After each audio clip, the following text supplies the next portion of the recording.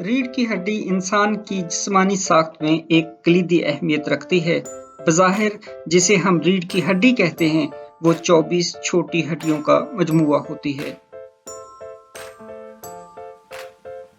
हर दो छोटी हड्डियों के दरमियान एक लचकदार डिस्क मौजूद होती है, जिसे इंटरवर्टिब्रल डिस्क कहा जाता है।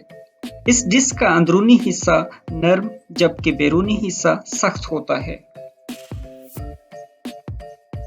डिस्क पर दबाव पड़ने के बाद खराबी की सूरत में डिस्क का अंदरूनी जेलीनुमा मादा बैरूनी हिस्से पर दबाव बढ़ाता है, जो आसाब पर दबाव का बायस बन सकता है। उम्र बढ़ने के साथ डिस्क में मौजूद मायात कम हो जाते हैं, जिसकी वजह से मुसलसल हरकत और अज़ाफ़ी दबाव के बायस डिस्क पर चोट लगने का खदशा रहता है। रोज़मर्रा के कामकाज के दौरान लगातार खड़े रहने, स्ट्रेस फ्रैक्चर और पैदाइशी नुकाइस की वजह से भी डिस्क की खराबी सामने आती है, जिसके बायस दर्द कमर से शुरू होकर टांगों में सरायत करता हुआ महसूस होता है।